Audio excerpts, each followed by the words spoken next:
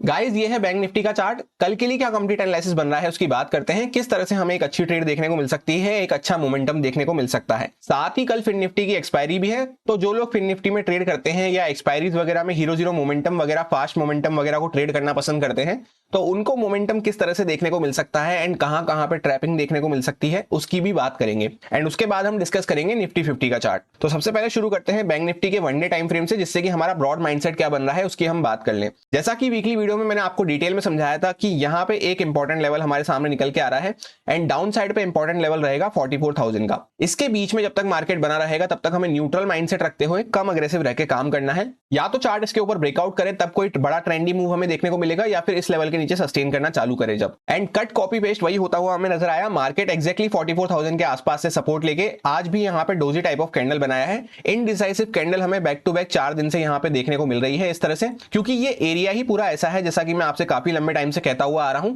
कि यहाँ पे बायर भी कंफ्यूज है, सेलर भी कंफ्यूज है, ऊपर जाए नीचे जाए क्या करे। तो यहाँ पे हमें भी न्यूट्रल माइंडसेट रखते हुए काम करना है। 15 मिनट टाइम फ्रेम पे इंट्राडे में किस तरह से प्लान कर सकते हैं, कंडीशंस एंड इंपॉर्टेंट लेवल्स क्या रहेंगे उनकी बात करते हैं। वीकली एनालिसिस में ये कुछ important zones, levels, trend lines वगैरह मैंने आपसे डिस्कस करे थे एंड मैं आपसे यही कहा था कि मंडे के दिन हमें यहाँ पे ट्रैपिंग देखने को मिल सकती है मार्केट में, जिस तरह की हमें क्लोजिंग देखने को मिली है। यहाँ पे मार्केट फ्लैट ओपन होता है, उसके बाद इमीडिएटली फर्स्ट टिक के साथ ही मार्केट इतनी बड़ी कैंडल बना देता है जिसमें ऑब्वियसली कोई भी यहाँ पे एंटर कर नहीं पाया होगा। एंड जिसने यहाँ पे एंटर करने की जल्दबाजी में कोशिश भी करी होगी तो वो ये बात भूल गया होगा कि चार्ट यहाँ से चलता हुआ ऑलरेडी आ रहा है back to back red candles के साथ, तो इसी कंटिन्यू में हम यहाँ पे नीचे की साइड पे ब्रेकडाउन नहीं कर सकते हैं। साथ ही साथ मैंने आपसे कहा था कि यहाँ पे एक इंपॉर्टेंट सपोर्ट हमें देखने को मिल रहा है जिसके आसपास से मार्केट पहले भी बहुत अच्छा मोमेंटम दिया था और 44,000 का इंपॉर्टेंट लेवल भी हमारे सामने यहीं पे निकल के आ रहा है। उसके बाद एक्जैक्टली यहाँ से सपोर्ट लेके मार्केट छोटा मोटा रिट्रेसमेंट वगैरह दिखाया जिसमें थोड़े बहुत हमें बाइंग साइड के मोमेंटम देखने को मिले, जो भी एक वॉलेटाइल मोमेंटम से अगर आप कैंडल्स को ढंग से चेकआउट करेंगे तो किसी ने यहाँ पे एंटर लिया होगा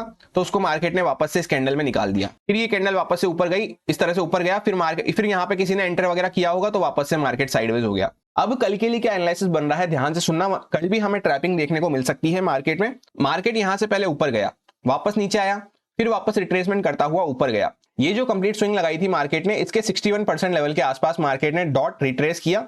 उसके बाद मार्केट यहाँ पे साइडवेज हो गया, क्योंकि ऑलरेडी यहाँ पे इतना ज्यादा ऊपर नीचे हो चुका है तो ट्रेडर्स एग्जॉस्ट हो जाते हैं। अब यहाँ पे सिंपल सा एनालिसिस ये बन रहा है कि अगर हम इसी बीच में बने रहते हैं यहाँ कहीं पे इस जोन के अंदर में, तो यहाँ पे हमें वापस से ऊपर नीचे इस तरह के वोलेटाइल मोमेंटम, जिगजैग मोमेंटम देखने को मिलते रहेंगे। तो इस पूरे बीच में मार्केट बायर सेलर आए होंगे, यहाँ पे थोड़े बहुत बायर्स बचे होंगे 10 से 20%। उसके बाद बचते हैं यहाँ पे कुछ पोजिशनल सेलर्स, यहाँ पे भी कुछ ही सेलर्स बचे होंगे। जैसा कि मैं कह रहा हूँ आपसे, जिगजैग मोमेंटम देखने को मिल सकता है, नीचे आया फिर ऊपर चला गया, ऊपर आया नीचे चला गया, छोटे मोटे मोमेंटम हमें देखने को मिल सकते हैं। तो इस पूरे बीच में अगर मार्केट फ्लैट वगैरह ओपन होता है तो हमें यहाँ पे वेट करना है। उसी केस में हमें अच्छी ट्रेड मिलेगी कि यहाँ पे कुछ देर मार्केट अगर रुक के फिर ब्रेकआउट वगैरह कर रहा है। ऐसा जब भी होगा जब मार्केट यहाँ पे थोड़ा बहुत फ्लैट हल्का फुल्का ऊपर नीचे ओपन होता है, कुछ देर होल्ड करके फिर ब्रेकआउट करेगा जब। अब सपोज अगर मार्केट डायरेक्टली ज्यादा बड़ा गैप अप खुल जाए तो यहाँ पे मार्केट में एक इंपॉर्टेंट स्विंग है, यहाँ पे मार्केट में एक इंपॉर्टेंट स्विंग है, बीच में हम यहाँ पे ट्रैप होते हुए नजर आ सकते हैं। ऑप्शन सेलर्स जो होंगे वो यहाँ पे कॉल वगैरह सेल करके बैठे होंगे, यहाँ पे पुट वगैरह सेल करके बैठे होंगे। सिर्फ और सिर्फ ज्यादा बड़ा गैप डाउन अगर हमें देखने को मिल रहा है, यहाँ पे मार्केट 2-5 मिनट सस्टेन करके वापस से ब्रेकडाउन करता हुआ चल रहा है, या इस टाइप का कुछ प्राइस एक्शन बनाना चालू कर रहा है, या वापस से 44,000 वगैरह के नीचे इस पूरे जोन के नीचे सस्टेन करना चालू कर रहा है, तो हमें यहाँ पे डाउन साइड का मोमेंटम और कंटिन्यू होता हुआ नजर आ सकता है। फिर ये सिर्फ और सिर्फ एक रिट्रेसमेंट कहलाएगा हमारे लिए। मोस्टली प्लान मेरा यही बन रहा है कि वन डे टाइम फ्रेम पे भी हम यहाँ पे चौपी एरिया में बने हुए हैं, प्लस यहाँ पे भी इंपॉर्टेंट स्विंग वगैरह के बीच में हम बने हुए हैं। तो इस बीच में मैं ज्यादा इंटरेस्टेड नहीं हूँ, लेस अग्रेसिव होकर मैं काम करूंगा, जैसा कि मैंने आपसे आज के लिए कहा था वैसा ही। ऐसा करने के पीछे एक इंपॉर्टेंट साइकोलॉजी पॉइंट ये भी हो जाता है, ध्यान से सुनना, क्योंकि फिन निफ्टी की कल एक्सपायरी होने वाली है। लास्ट बार फिन निफ्टी की एक्सपायरी पे क्या हुआ था, मार्केट साइडवेज होकर बहुत ही बड़ा मोमेंटम दिया था। जनरली क्या होता है, अगर आप फिन निफ्टी की एक्सपायरी देखते होंगे तो 10 में से 8 बार ऐसा होता है कि मार्केट साइडवेज या जिगजैग इस तरह से बना रहता है। पहले मार्केट ओपन होते ही फर्स्ट हाफ वगैरह में अगर एक आध छोटा मोटा मोमेंटम दे दे तो दे दे, उसके बाद मार्केट जनरली साइडवेज इस तरह से जिगजैग पड़ा रहता है, फिर एंड में क्लोजिंग टाइम में छोटा मोटा मोमेंटम वगैरह दे दे तो दे दे। 10 में से 8 बार हमें यही देखने को मिलता है। एंड लास्ट बार पे ऑलरेडी अच्छा मोमेंटम हो चुका है, तो इस बार भी प्रोबेबिलिटी के अकॉर्डिंग हम देखें तो यहाँ पे ज्यादा बड़ा मोमेंटम वगैरह वैसे भी हम प्लान नहीं कर सकते। सेकेंड इंपॉर्टेंट पॉइंट ये हो जाता है कि बैंक निफ्टी की जो एक्सपायरी थी, यहाँ पे हमें पूरी यहाँ पे पिछली बार चौपी देखने को मिली थी। तो अगर मार्केट यहीं कहीं पे बना रह जाता है, इस पूरी रेंज में ही जिगजैग वगैरह करता हुआ क्लोज हो जाता है, तो बैंक निफ्टी की एक्सपायरी पे हमें बड़ा मोमेंटम देखने को मिल सकता है नीचे या ऊपर की साइड पे। आई होप आप साइकोलॉजी एंड प्रोबेबिलिटी वाले पॉइंट को ढंग से समझ गए होंगे। ये सारे important levels, trend lines and zones वगैरह होने वाले हैं जिन पे मैं कल के दिन ट्रेडिंग करते टाइम फोकस रखूंगा। अब ये है फिन निफ्टी का चार्ट, कल होने वाली है इसकी एक्सपायरी। सेम बैंक निफ्टी जैसा प्राइस एक्शन है, अगर आप ध्यान से देखेंगे तो सेम चार्ट है यहाँ पे बैंक निफ्टी जैसा, ज्यादा कोई भी चेंजेस नहीं है। तो सारे पॉइंट्स वही अप्लाई होंगे जो मैंने आपसे बैंक निफ्टी में शेयर करे। आप एक चाहे तो एक बार उनको दोबारा सुन सकते हैं।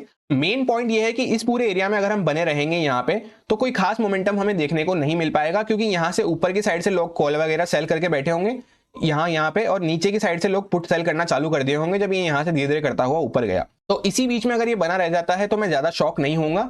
ये कुछ लेवल्स वगैरह होने वाले हैं इसके इंपॉर्टेंट, जिनको मैं ट्रेडिंग करते टाइम ध्यान में रखूंगा। ये कौन सी ट्रेंड लाइन चल के आ रही है, इस तरह से जब मैं आपको जूम आउट करके दिखाता हूं तो बैक टू बैक यहाँ पे मार्केट कई बार रेजिस्टेंस फेस कर चुका है। इसके ऊपर ब्रेकआउट करा था, पर वापस से यहीं पे रिटेस्ट करके धीरे धीरे करता हुआ ऊपर जाके खड़ा हुआ है। एंड एक और इंपॉर्टेंट बात है कि अभी के चार्ट को देखते हुए हम ये प्लान कर रहे हैं, फर्स्ट हाफ वगैरह में अगर मार्केट वापस से अच्छा सा कंसोलिडेट वगैरह करता रहता है तो सेकंड हाफ में कोई वापस से एक मोमेंटम हमें देखने को मिल सकता है, एक्सपायरी मोमेंटम जो होता है जब यहाँ पे सेलर्स अपना प्रॉफिट बुक वगैरह करते हैं, तो उस बीच में। अब ये है निफ्टी 50 का चार्ट, तो यहाँ पे एक इनसाइड कैंडल हमें देखने को मिल रही है। मार्केट अगर इसी के बीच में बना रहता है तो कोई खास मोमेंटम हमें देखने को नहीं मिल पाएगा।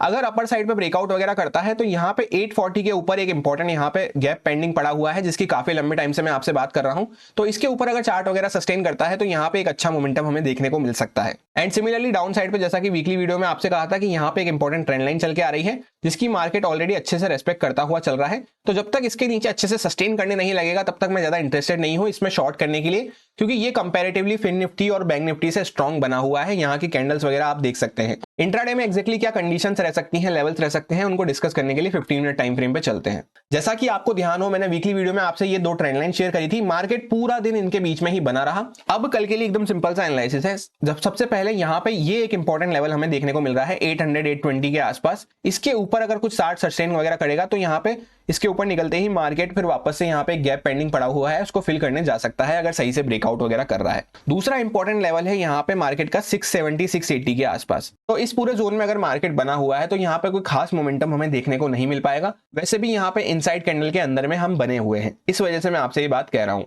तो यहाँ पे यही सिचुएशन रहेगी, मार्केट का जिगजैग वॉलिटिलिटी रहेगी, तो छोटे छोटे मोमेंटम वगैरह हम पकड़ते हुए चल सकते हैं। लाइव प्राइस एक्शन पे स्कैल्पिंग वगैरह टाइप ट्रेड कर सकते हैं अगर हमें अच्छे से एक्सपीरियंस वगैरह है मार्केट में। तो अदरवाइज सही से ब्रेकआउट वगैरह मार्केट जब ही कर पाएगा जब ऊपर की साइड पे आए, यहाँ पे कुछ देर रुक के वापस से इसको ब्रेकआउट वगैरह करेगा, तब छोटे मोटे गैप अप वगैरह, छोटे मोटे गैप डाउन वगैरह से भी यहाँ पे कोई फर्क नहीं पड़ेगा, क्योंकि यहाँ पे बायर सेलर दोनों आए होंगे इस पूरे यहाँ पे जब कंसोलिडेशन वगैरह चल रहा था। तो जैसे गैप अप खुला तो मार्केट थोड़ा सा सेलर्स वगैरह को निकाला, फिर वापस नीचे आ गया। तो इस तरह की यहाँ पे जिगजैग वॉलिटिलिटी रहेगी। तो इस बीच में यहाँ पे भी लेस अग्रेसिव होते हुए ट्रेड प्लान करें। एंड जैसा कि बाकी दोनों इंडेक्सेस में मेरा प्लान है, तो इसमें भी पर्सनली मैं ज्यादा बड़ा ट्रेंडी मूव वगैरह कल के दिन एक्सपेक्ट नहीं कर रहा हूं। कोई अच्छे से ब्रेकआउट ब्रेकडाउन वगैरह नहीं होता है जब तक यहाँ पे वैसे भी हम इस इनसाइड कैंडल के अंदर में ही बने रहेंगे। ये सारे कुछ इंपॉर्टेंट लेवल्स वगैरह रहेंगे। एज सच कोई भी चेंजेस नहीं है, सिर्फ ये वाले लेवल को मैंने नया ऐड करा है। सो यही मेरा कंप्लीट प्लान बन रहा था तीनों इंडेक्सेस में, जो आपके साथ purely education and experience purpose से शेयर किया, सारे रीजंस एंड लॉजिक्स को एक्सप्लेन करते हुए। अब अगर आपको अच्छा लगता है एनालिसिस तो आप इसको यूज कर सकते हैं अपने रिस्क पे, अपने प्रॉपर रिस्क मैनेजमेंट को फॉलो करते हुए, अच्छे से स्टॉप लॉसेस वगैरह को फॉलो करते हुए। Happy Fin Nifty expiry. Thank you.